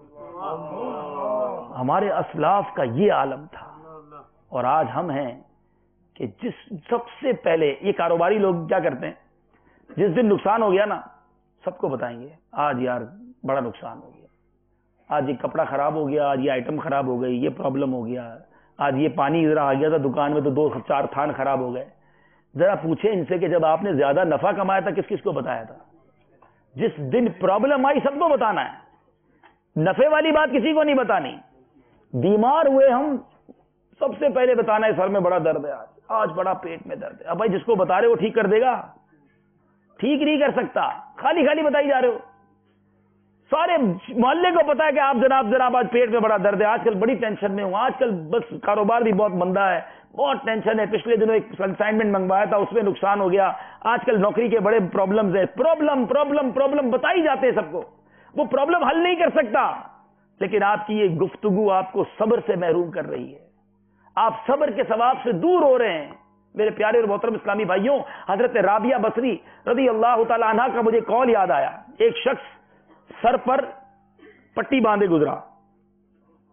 آپ نے کہا کیوں پٹی باندھی ہے؟ کہا سر میں درد ہے. کہا اچھا یہ بتاؤ صحت کی پٹی کب باندھی تھی؟ آج پٹی باندھ کے نکلے ہو, گویا لوگوں کو بتانا ہے کہ تیرے سر میں درد ہے. جب صحت مند تھا تو کوئی پٹی باندھی تھی کہ میں صحت مند ہوں؟ مجھے بتائیں ہم نارملی کتنے دن بیمار رہتے ہیں؟ اللہ تعالیٰ سب کو صحت عافیت عطا فرمائے. 365 دنوں میں نارمل آدمی 25-30 دن بیمار ہوتا ہے. اگر پورے سال کو کیلکولیٹ, کبھی 2 دن بخار آ گیا, کبھی 2 دن پیٹ میں درد ہو گیا, نارمل آدمی اگر آپ ایک اندازہ کریں تو 25-30 دن بیمار رہتا ہے. جس رب نے 11 مہینے صحت دی, اگر 30-25 دن کے لیے کبھی بیماری آ گئی تو صبر نہیں کر سکتے ہیں؟ جس رب نے ہمیں سارا دن چھاؤں میں رکھا, اگر کچھ دیر کے لیے دھوپ آ گئی تو صبر نہیں کر سکتے؟ اس رب کی رضا پر راضی نہیں رہ سکتے؟ آئیے میرے پیارے اسلام میں لوگ بڑی بات کرتے ہیں کہ صبر جمیل عطا فرما. یہ صبر جمیل ہے کیا؟ اس کے بارے میں سنا؟ یہ کوئی جمیل بھائی نہیں ہے کہ جن کا صبر ہے. یہ صبر جمیل کی تعریف کیا ہے آج میں آپ کو وہ بھی بتاتا ہوں. میرے پیارے اور محترم اسلامی بھائیوں, صبر جمیل یہ ہے, بڑی خوبصورت بات, کہ دیکھنے والا مصیبت والے اور غیر مصیبت والے میں فرق محسوس نہ کر سکے. کہ مصیبت میں کپڑے پھاڑنا, سر اور منہ پر ہاتھ مارنا, سینہ پیٹنا, چلانا, یہ تمام باتیں حرام ہیں. یعنی پتہ ہی نہ چلے کہ یار یہ مصیبت میں ہے کہ بغیر مصیبت میں ہے. کسی کا احسان کیوں اٹھائیں, کسی کو حالات کیوں بتائیں بھائی؟ تم ہی سے مانگیں گے تم ہی دو گے, تمہارے در سے ہی لو لگی ہے, مانگے نا اس سے جو دینے والا ہے. یہ کیوں بتاتے ہیں دنیا والوں کو, کیوں اپنا ثواب ضائع کرتے ہیں؟ صبر کا دامن تھامیے. اے میرے پیارے اور محترم اسلامی بھائیوں, آئیے میں آپ کو بتاتا ہوں. سیدنا عبداللہ ابن عباس رضی اللہ عنہ فرماتے ہیں قرآن کریم میں 3 قسم کے صبر کا بیان ہوا ہے. وہ صبر جو طاعت میں ہو, یعنی عبادت کرنے میں, نماز پڑھنے میں جی نہیں چاہ رہا, نفل پڑھنے میں جی نہیں چاہ رہا, وضو کرنے میں جی نہیں چاہ رہا, روزہ کرنا رکھنا مشکل ہو رہا ہے, صبر کرے تو اس کے ثواب کے 300 درجے ہیں. وہ صبر جو حرام چیزوں سے بچنے پر کیا جائے, جی چاہ رہا ہے برا کام کرنے کا, صبر کرے بندہ, روکے اپنے آپ کو. فرمایا اس کے ثواب کے 600 درجے ہیں. اور جو وہ صبر جو مصیبت کی ابتدا میں کیا جائے اس کے ثواب کے 900 درجے ہیں. مصیبت کی ابتدا میں, اسٹارٹنگ میں آپ کو چوٹ لگی, ادھر ہی صبر کر لیا. اب سب کو بتا کے کہا یار اب صبر کر رہا ہوں, یہ صبر نہیں. بیماری میں بیمار ہوئے, پورے گھر والوں کو بتایا, اب کہہ رہا ہے میں صبر کر رہا ہوں, یہ صبر نہیں. ابتدا میں جیسے تکلیف پہنچی فرام دا اسٹارٹ. ہمارے اسلاف کے بارے میں آتا ہے, سنو ایمان تازہ ہو جائے گا. ہمارے اسلاف کے بارے میں آتا ہے حضرت سیدنا فتح موصلی علیہ رحمۃ اللہ الکوی کی زوجہ محترمہ کا پاؤں پھسلا اور ان کا ناخن ٹوٹ گیا. ذرا سوچو, ناخن ٹوٹ جانا جان نکل جاتی ہے. تو وہ مسکرانے لگی. تو آپ سے پوچھا گیا کہ آپ کو درد نہیں ہو رہا؟ فرمایا اس پر صبر کرنے کے عوض ملنے والے ثواب نے میری درد کی تکلیف کو دور کر دیا. ناخن ٹوٹا, صبر کا موقع ملا, اللہ راضی ہو جائے گا. اسلاف بلاؤں پر خوش ہوتے تھے اور ہم واویلا کرتے ہیں. اے میرے پیارے اور محترم اسلامی بھائیوں, ایک اور خوبصورت, آپ کا ایمان مزید تازہ ہوگا جو لوگ بیمار ہوتے ہیں. اب میں نے وہی بات کی نا, بیمار ہوتی اس پورے گھر کو کیوں بتانا ہے؟ ٹھیک تو انہوں نے کرنا نہیں. اور بیماری پر صبر وہ کیا دے گا؟ اللہ عز و جل فرماتا ہے جب میں اپنے کسی بندے کو بیماری میں مبتلا کروں اور وہ اس پر صبر کرے اور شکایت نہ کرے تو میں اس کے گوشت کو اچھے گوشت سے اور اس کے خون کو اچھے خون سے بدل دیتا ہوں. ذرا سوچو یار. اور پھر کیا فرمایا, اگر میں اسے شفا دوں تو ایسی شفا دیتا ہوں کہ اس کے نامہ اعمال میں کوئی گناہ نہیں رہتا, اور اگر میں اسے دنیا سے اٹھا لوں تو اسے اپنی رحمت کاملہ کے سائے میں لے جاتا ہوں. اے میرے پیارے اور محترم اسلامی بھائیو, ذرا سوچو کہ آج بیمار میں ہوا, میرا رب اپنے کرم سے میرے گوشت اور میرے خون کو اچھے خون سے بدلنا چاہتا ہے, مجھے جنت میں داخل کرنا چاہتا ہے, اور میں بے صبری کر کے لوگوں کے سامنے واویلا کر کے بیمار بھی ہوا, بیماری میں تکلیف ہوئی اور صبر کا ثواب بھی نہ ملا, میں تو ڈبل نقصان میں رہا نا. بیماری کی تکلیف پر صبر کر لیتا تو یہ نعمت مل جاتی. وہ لوگ جو نابینا ہوتے ہیں, آنکھ چلی جاتی ہے, اگر وہ صبر کرے تو دیکھو میرا رب جو تکلیف عطا فرماتا ہے نا, اس میں برکت ہی برکت ہوتی ہے. سنیے اور ایمان سے جھوم جائیے.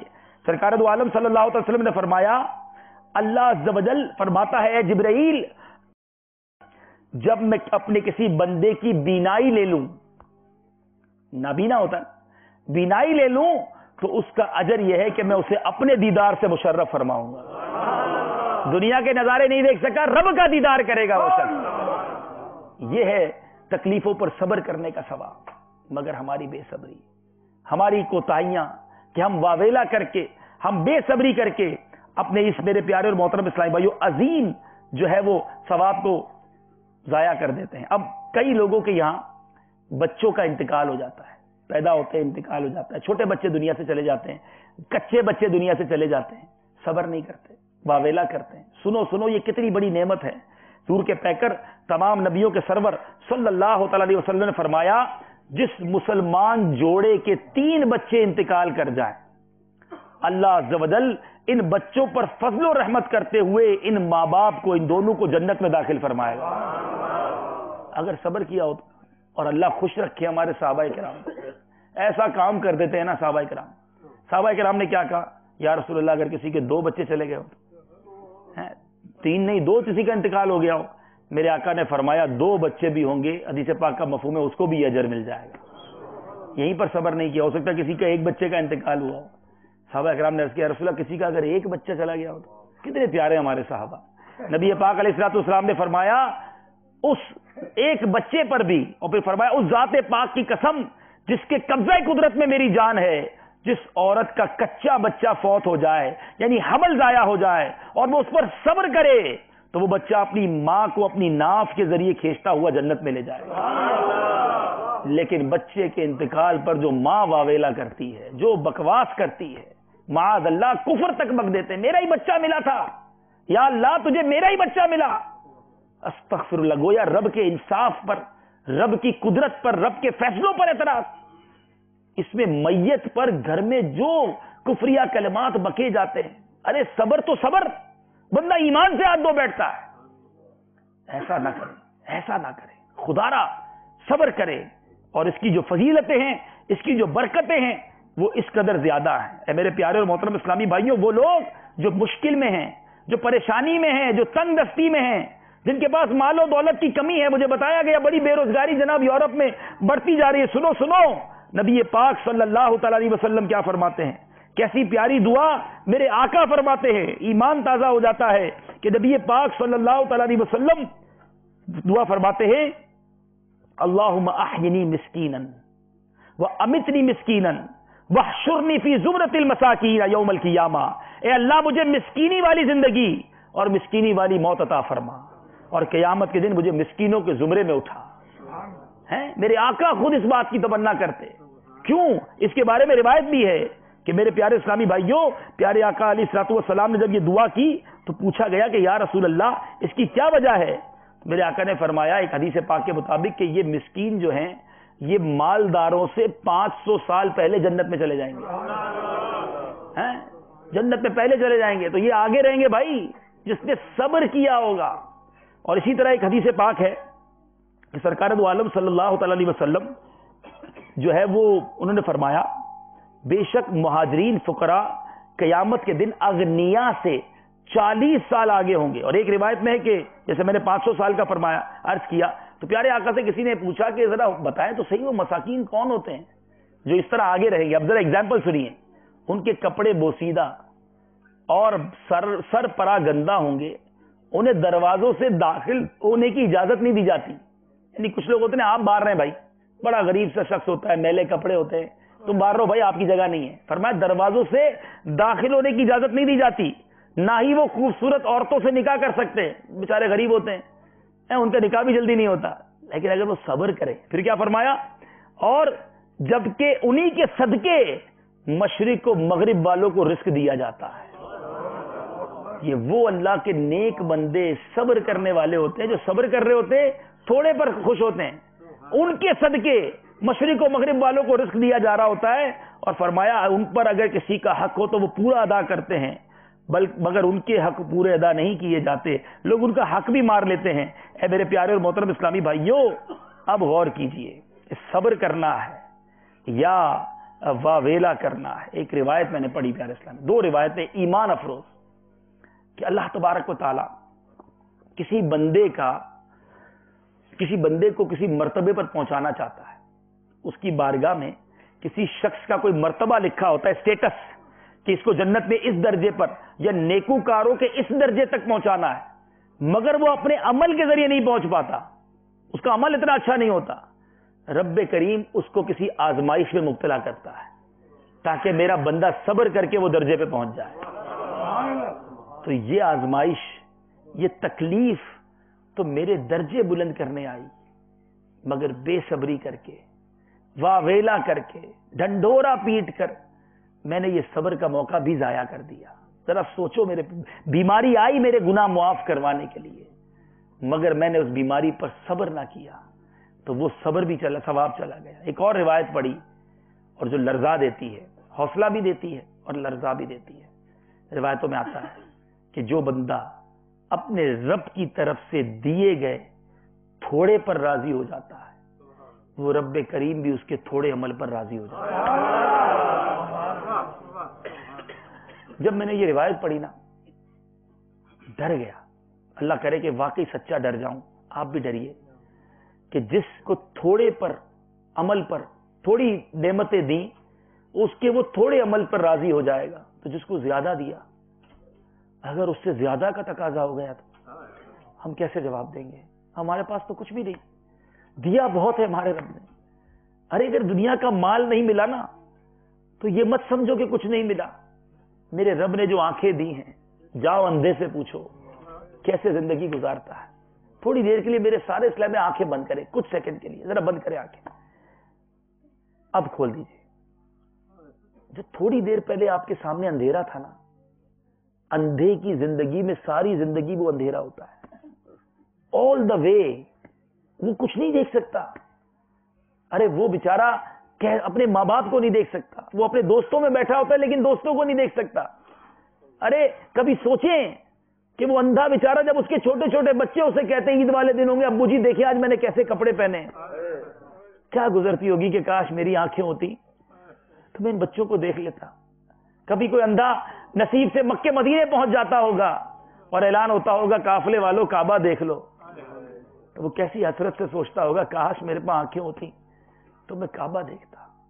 کیا یہ نعمت نہیں ہے؟ آپ کیا 2 لاکھ یورو میں اپنی آنکھیں مجھے دے دیں گے؟ نہیں دیں گے. یہ اتنی بڑی نعمت ہے. آج ہماری زبان, کیا کچھ ہم نہیں بولتے اس زبان سے, کہتے مجھے کچھ نہیں دیا رب نے, شکر نہیں. کبھی گونگے سے جا کر پوچھو زندگی کیسے گزارتا ہے.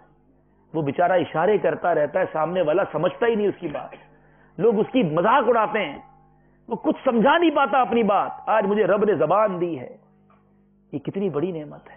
ہے کوئی دینے والا 1 لاکھ یورو میں اپنی زبان؟ کوئی نہیں دے گا. شکر اس کا بھی نہیں. یہ زبان اس لیے نہیں دی تھی کہ اس سے گالیاں دیں, اس سے فحش باتیں کریں, بے حیا باتیں کریں. ارے یہ زبان رب نے کلام پاک پڑھنے کے لیے دی ہے, ذکر و اذکار کرنے کے لیے دی ہے, اچھی باتیں کرنے کے لیے دی ہے. اور اسی زبان سے نافرمانی, یہ آنکھیں بے حیا ننگی عورتوں کو دیکھنے کے لیے نہیں دی, ان آنکھوں سے دیکھنا ہے تو قرآن دیکھیں، ان آنکھوں سے دیکھنا ہے مسجدیں دیکھیں، ان آنکھوں سے دیکھنا ہے بزرگوں کی زیارتیں کریں، اپنے ماں باپ کو محبت کی نگاہ سے دیکھیں، اللہ دکھائے تو مکہ مدینہ دیکھیں۔ آنکھیں بھی غلط کام میں استعمال، زبان بھی غلط کام میں استعمال، یہ کان جاؤ جس کو سنائی نہیں دیتا ہے بیچارہ کیسے زندگی گزارتا ہے۔ رب نے یہ کان ہمیں دیے ہیں، کتنی بڑی نعمت ہے یہ۔ ہاتھ سلامت ہے، ارے ہاتھ تو دور کی بات ہے، ایک دن کے لیے انگوٹھا ہے نا، اس پہ ربڑ لگا لو، ایک دن کے لیے پتا چلے گا آپ کو کہ اس ایک انگوٹھے کی کتنی ضرورت ہے ہمیں۔ یہ انگوٹھے کے بغیر آپ کوئی چیز پکڑ ہی نہیں سکتے، آپ کچھ لکھ نہیں سکتے۔ یہ ایک ایک اعضاء کی جو قیمت ہے، لنگڑا پیر ہے میرے اور آپ کے پاس، جاؤ پوچھو اس سے جس کے پیر نہیں، بیچارہ ویل چیئر پہ بیٹھتا ہے، کوئی چلانے والا نہیں ہوتا، انتظار میں ہوتا ہے کوئی لے جائے مجھے کہیں، بے ساکھیوں پہ چلتے ہیں لوگ۔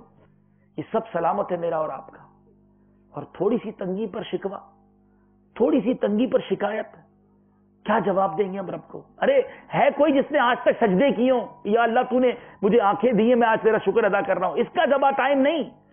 کتنے ہم میں سے جنہوں نے زبان کا شکر ادا کیا، کان کا شکر ادا کیا، پیر کے شکرانے میں نمازیں پڑھی، تھوڑی تکلیف ہو گئی زمانے کو بتانا ہے، بے صبری، شکوے شکایات، ارے ساری باتیں چھوڑو، یہ اربوں خربوں پتی کوئی دنیا کا آ جائے سامنے، لیکن ایک غریب مسلمان آ جائے، اگر وہ کافر ہے تو میرا مسلمان زیادہ دولت والا ہے، کیونکہ اس کے پاس ایمان کی دولت ہے۔ میں اور آپ ایمان والے ہیں، ارے یہ دنیا کی ساری دولت ایک طرف اور ایمان کی دولت ایک طرف۔ کیوں کہ کافر ہمیشہ ہمیشہ جہنم میں رہے گا اور مسلمان کے لیے جنت بنی ہے، ہمیشہ ہمیشہ جنت میں رہے گا۔ اور پھر ایک اور بڑی نعمت، ہم مسلمان بنے، یہ بھی رب کا احسان۔ میں نے اور آپ نے کوئی اسٹرگل نہیں کی اسلام قبول کرنے کے لیے، پیدا ہوئے مسلمان کے گھر میں، کلمہ پڑھا مسلمان ہو گئے، بڑے ہوئے تو مسلمان ہو گئے۔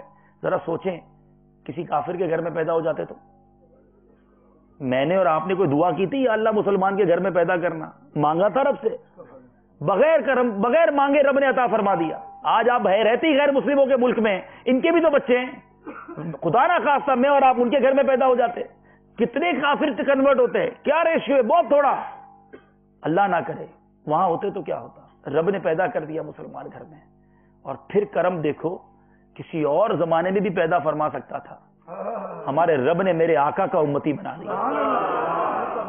وہ کرم، وہ امت انبیاء تمنا کرتے، ایسی امت میں پیدا کیا، تو اب پھر بھی شکایت، پھر بھی شکوہ نہیں۔ میرے پیارے اسلامی بھائی، آج نیت کرو، میں نبی پاک صلی اللہ علیہ وسلم کا سچا غلام ہوں، میں انشاءاللہ صبر کا دامن تھاموں گا، آج کے بعد بے صبری نہیں کروں گا، بلکہ توبہ کریں کہ یا اللہ آج تک جو بے صبریاں ہو گئی، میرا رب مجھ پر آزمائش ڈال کر میرے درجے بڑھانا چاہتا اور میں بے صبری کر کے وہ موقع ضائع کرتا رہا۔ اللہ تبارک و تعالی ہم سب کی بے صبریوں کو معاف فرما اور ہمیں صبر جمیل عطا فرما، صبر ایوب کا صدقہ عطا فرمائے، اپنی رضا پر راضی رہنے والا بنا دے اور اس کا شکر گزار بندوں میں ہم سب کا شمار ہو جائے۔ اے میرے پیارے اسلامی بھائی، یہی دعوت اسلامی کے مدنی ماحول کی برکت ہے، ہمیں ایسی پیاری باتیں سکھائی جاتی ہیں۔ اور میرے پیارے اسلامی بھائی، ایک نعرہ بڑے شوق سے ہم لگاتے ہیں، غلامی رسول میں موت بھی قبول ہے، نہ ہو جو عشق مصطفیٰ تو زندگی فضول ہے۔ بہت بہت بہترین نعرہ ہے، مگر مجھے سچ بتاؤ، جس کو موت قبول ہے غلامی رسول میں، اس کو نماز کیوں قبول نہیں ہے؟ یہ کیسا عشق ہے؟ مجھے آج تک سمجھ نہیں آیا کہ جو کہتا ہے میں سرکار کے عشق میں موت قبول کر لوں گا، وہ نماز قبول کیوں نہیں کرتا؟ پیارے آقا فرماتے نماز پڑھو میری آنکھوں کی ٹھنڈک ہے، نماز کے وقت عاشق رسول سویا رہے۔ یہ کیسا عشق ہے؟ جو کہتا ہے مجھے موت قبول ہے، اس کو نبی پاک علیہ الصلوۃ والسلام کے مبارک چہرے پر سجی ہوئی داڑھی کی سنت کیوں قبول نہیں ہے؟ جو کہتا ہے مجھے موت قبول ہے، اس کو پیارے آقا کی سنت بھرا لباس قبول کیوں نہیں ہے؟ جو کہتا ہے مجھے موت قبول ہے، میرے آقا فرماتے حرام روزی نہ کماؤ، حلال کماؤ، اسے حلال روزی قبول کیوں نہیں ہے؟ کہیں یہ دعویٰ جھوٹا تو نہیں؟ سوچ لیجئے، کہیں یہ زبان کی نوک پر دعویٰ تو نہیں؟ عاشق رسول کہلانے والا جھوٹ بھی بولے، عاشق رسول کہلانے والا حرام روزی بھی کمائے، اپنے آپ کو عاشق رسول کہلانے والا حرام کام بھی کرے، بے حیائی کے کام بھی کرے، لڑکیوں سے دوستیاں بھی کرے، کلبز میں بھی جائے، فلمیں بھی دیکھے، ڈرامے بھی دیکھے، اور کہ میں عاشق رسول موت بھی قبول ہے۔ یہ کون سا عشق ہے؟ عشق بغیر اطاعت کے عشق نہیں ہوتا ہے. نبی جس سے عشق ہوتا ہے بندہ اس جیسا بننے کی کوشش کرتا ہے. شاعر لکھتا ہے نا فنا اتنا تو ہو جاؤں میں تیری ذات عالی میں. فنا اتنا تو ہو جاؤں میں تیری ذات عالی میں, جو مجھ کو دیکھ لے اس کو تیرا دیدار ہو جائے. ہمیں دور سے دیکھ کر پتا چل جائے یہ کس کا غلام ہے, یہ کس کا چاہنے والا ہے, یہ کس کا امتی ہے. آج یورپ کی ان گلیوں میں جب مسلمان سے ملاقات ہوتی ہے تو ڈر لگتا ہے سلام کریں کہ نہ کریں, کیونکہ پتہ نہیں مسلمان ہے کہ نہیں, کوئی چیز نظر نہیں آ رہی مسلمانوں والی. یار ذرا سوچو کہ جب تک میں بتاؤں نا میرا نام محمد فلاں ہے, محمد خالد, محمد راشد, تب تک سامنے والے کو پتہ نہ چلے یہ مسلمان ہے, تو ایسی زندگی پر تف نہیں ہے. یہ بات میری جب سمجھ آئے گی جب گھر جا کر اب آئینے کے سامنے کھڑے ہونا اور اپنے آپ سے سوال کرنا کہ یار اوپر سے لے کر نیچے تک میں کدھر سے مسلمان نظر آتا ہوں. کسی کو جج کرنا ہو تو گھبرا جاتے ہیں, چلو یار بال دیکھو فیشن والے, چہرہ دیکھو آقا کی سنت کے بغیر. اب جب بات کرتے تو نہ سلام ہے, نہ ماشاء اللہ ہے, نہ انشاءاللہ ہے, گڈ مارننگ گڈ بائے, گالیاں ہیں, فلمی ڈائلگ ہیں. ارے بھائی کدھر سے چیک کریں یہ مسلمان ہے کہ نہیں. کھانا کھاتے چلو بیٹھ کر کھانا کھائیں تو وہ بھی سنت طریقہ نہیں. تو ذرا سوچو آپ کدھر جا رہے ہیں ہم. تو آقا کا امتی میں گدا ہوں اپنے کریم کا. اعلیٰ حضرت پر ہماری جانے قربان, سکھا گئے ہمیں بہت کچھ, اللہ کرے ہم سیکھ جائیں. اعلیٰ حضرت کی بارگاہ میں آئے تھے نا لوگ, کہا کہ حضور قریبی کوئی ریاست ہے, نواب ہے اس ریاست کا, نان پارا ریاست کا, اس کی شان میں کوئی قصیدہ لکھ دیں, کیونکہ آپ جب قصیدہ لکھیں گے تو آپ کو انعام دے دے گا وہ. امام عشق و محبت نے قلم اٹھایا. لوگوں نے سوچا ہوگا کہ آج ایسا قصیدہ لکھیں گے کہ سب کو پیچھے چھوڑ دیں گے. واقعی لکھا ایسا کہ سب کو پیچھے چھوڑ دیا, مگر کسی ریاست کے نواب کے لیے نہیں, اپنے آقا کے لیے لکھا. لکھتے ہیں وہ کمال حسن حضور ہے کہ گمان نقص جہاں نہیں, یہی پھول خار سے دور ہے, یہی شمع ہے کہ دھواں نہیں.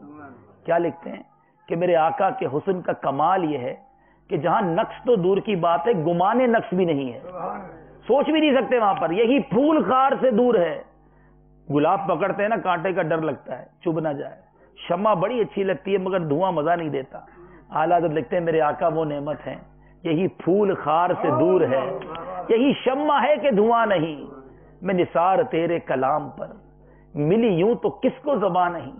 وہ سخن ہے جس میں سخن نہ ہو, وہ بیاں ہے جس کا بیاں نہیں. تیرے آگے یوں ہے دبے لچے فصحا عرب کے بڑے بڑے, کوئی جانے منہ میں زبان نہیں, نہیں بلکہ جسم میں جان نہیں. عشق کا انداز دیکھو, لکھتے ہیں آقا کروں تیرے نام پہ جاں فدا, صرف جاں نہیں, نہ بس ایک جاں دو جہاں فدا. کہتے دو ہی جہاں ہیں, دو جہاں سے بھی نہیں جی بھرا, کروں کیا کروڑوں جہاں نہیں. اور اس کے بعد لکھتے ہیں کروں مدح اہل دول رضا. اہل دول کہتے ہیں پیسے والوں, جو گھومتے نا پیسے والوں کے پیچھے, دنیا داروں کے پیچھے. سنو اعلیٰ حضرت کیا سکھا رہے ہیں.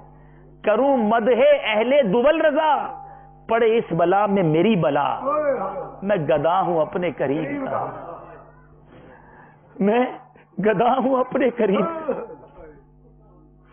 میں اپنے نبی کا غلام ہوں.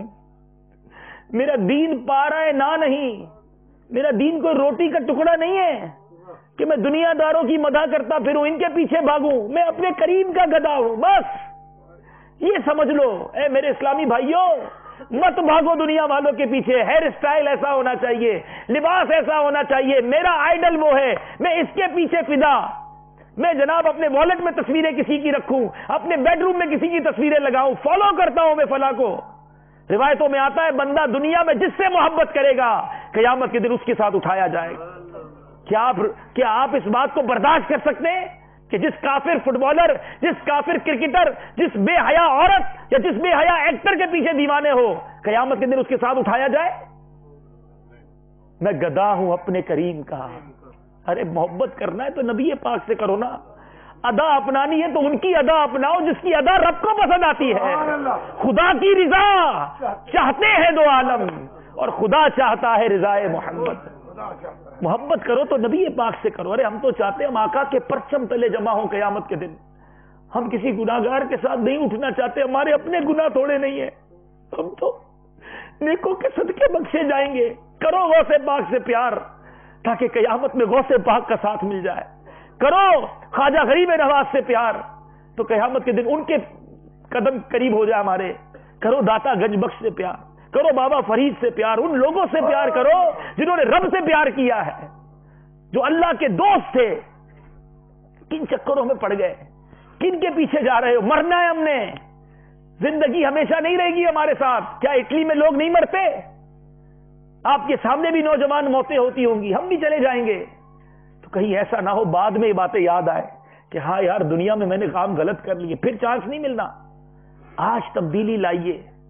واقعی غلامی رسول میں موت بھی قبول ہے, بریلینٹ نعرہ ہے, مگر آقا کی سنت بھی مجھے قبول ہے, میرے نبی کا طریقہ بھی مجھے قبول ہے. میں اپنے کریم کا گدا ہوں. ارے بنو نا سچے عاشق رسول. کیوں مجھے دنیا دار اچھے لگے؟ اعلیٰ حضرت ایک اور جگہ لکھتے ہیں, انہیں جانا انہیں مانا نہ رکھا غیر سے کام. میں غیر سے کام کیوں رکھوں؟ میں اپنے آقا کا غلام ہوں. میرے آقا بس مجھ سے راضی ہو جائیں. انہیں جانا انہیں مانا نہ رکھا غیر سے کام. للہ الحمد میں دنیا سے مسلمان گیا. مجھے سچ بتاؤ کس نے کام آنا ہے؟ کوئی دوست آئے گا قبر میں ساتھ؟ جس سے محبت کرتے ہو وہ آئے گا قبر میں ساتھ؟ نہیں. ایک ہستی ہے جو قبر میں دکھائے جائیں گے, وہ میرے آقا ہیں. اگر وہی ناراض ہو گئے, منہ موڑ لیا قبر میں کہ تم, میرے آقا کا فرمان ہے حدیث پاک ہے, جس نے میری سنت کو چھوڑا وہ مجھ سے نہیں. میرے آقا نے اگر منہ موڑ لیا کہ تمہارا تو چہرہ بھی میرے دشمنوں جیسا تھا, تمہارا لباس بھی میرے دشمنوں جیسا تھا, تم تو ایک وقت نماز بھی نہیں پڑھتے تھے, زندگی بھر جھوٹ بولتے رہے, بے حیائی کے کام کرتے رہے, تو ہمارا بنے گا کیا؟ اگر آقا ہی ناراض ہو گئے, قیامت کے دن میرے آقا علیہ الصلوۃ والسلام ہی نے تو شفاعت کرنی ہے. کون ہے جس کے صدقے ہم جنت میں جائیں گے؟ میرے آقا علیہ الصلوۃ والسلام ایسے شفیق, ایسے مہربان. ایک صحابی آقا کی بارگاہ میں حاضر و عرض کی, یا رسول اللہ, دنیا میں جب بےتاب ہوتے ہیں آپ کا دیدار کر لیتے ہیں. آقا قیامت کے دن آپ کے نزدیک تو انبیاء ہوں گے, بڑے بڑے نیک لوگ ہوں گے, ہم کیسے ڈھونڈیں گے آپ کو؟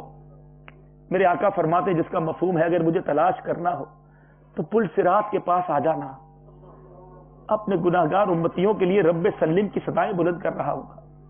کہا آقا اگر وہاں نہ پاؤں تو کہا ایسا کرو پھر حوض کوثر پر آ جانا, اپنے پیاسے امتیوں کو اپنے ہاتھوں سے جام پلا رہا. آقا اگر وہاں نہ پاؤں, اگر وہاں نہ پاؤ تو ایسا کرنا میزان عمل پر آ جانا, اپنے گناہگار امتیوں کے پلڑے بھاری کر رہا ہوگا.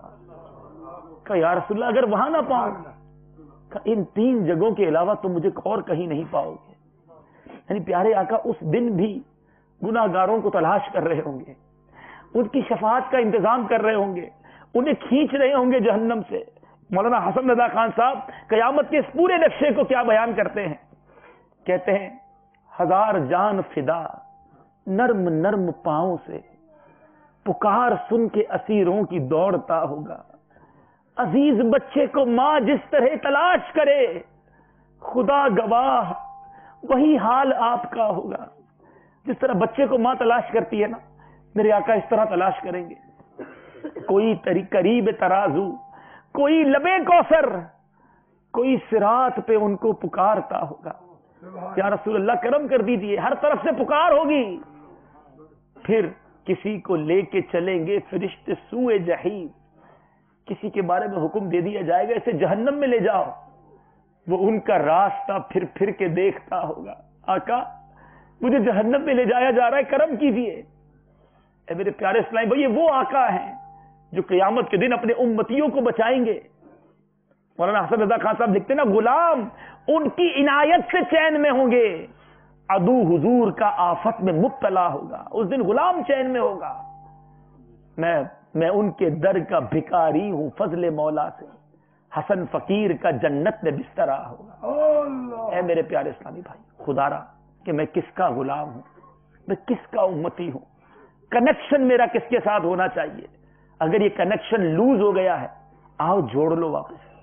دیر نہیں ہوئی ابھی, ابھی میں اور آپ زندہ ہیں, توبہ کا دروازہ کھلا ہوا ہے. کوئی بات نہیں, گناہ ہو گئے, بہت ہو گئے, میں مانتا ہوں. ہم نے سارے نامہ اعمال کو برا گندا کر دیا ہے, کوئی کسر نہیں چھوڑی اپنے اللہ کو ناراض کرنے میں. مگر وہ قریب, بہت قریب ہے, وہ بڑا رحیم ہے. وہ فرماتا ہے میرے بندے تو زمین بھر گناہ میرے پاس لے کر آئے، میں پھر بھی تیری بخشش کر دوں گا۔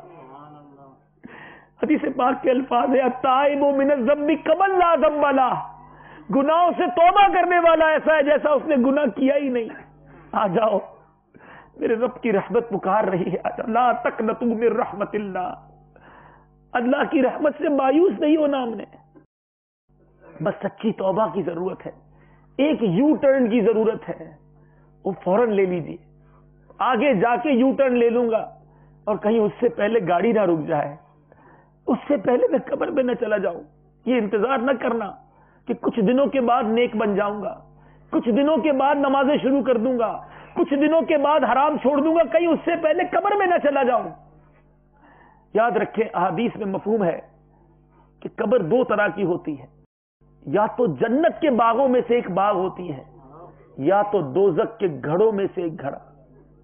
ایک سوال آخر میں سب کے لیے چھوڑی جا رہا ہوں، کوئی 25 سال، کوئی 15 سال، کوئی 20 سال، کوئی 30 سال، کوئی 40، کوئی 50 سال کا میرا اسلامی بھائی یہاں بیٹھا ہے، تھوڑی دیر کے لیے یہ سوچ لو کہ اگر آج مر گئے، مر تو سکتے ہیں نا، ایسا تو ہے نا، پاسبل تو ہے نا، آج مر گئے اور آج کی رات میری قبر میں گزرے گی، تو اب تک کی زندگی ایسی گزار لی کہ قبر جنت کا باغ ہوگی یا دوزخ کا گھڑا؟ بس یہ اپنے آپ سے سوال کر لو۔ جتنی زندگی پیچھے گزری ہے نا، تھوڑی دیر کے لیے جس کو کہتے ہیں نا فاسٹ ریوائنڈ کر کے دیکھ لو کہ اگر آج چلا گیا قبر میں تو ایسے کام کر لیے کہ قبر جنت کا باغ ہوگی، یا ڈر لگ رہا ہے کہ نہیں ابھی نہیں مرنا، ابھی مر گیا تو پھنس جاؤں گا، ابھی تو کچھ کرنا ہے، تو پھر کب کریں گے؟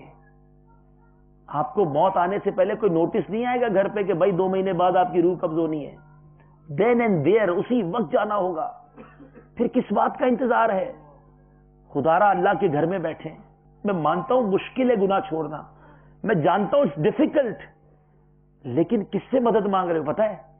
جو ساری مشکلیں آسان کر سکتا ہے، وہ رحمان ہے، وہ جب ہماری مدد کرے گا نا ہمارے لیے آسان ہو جائے گا۔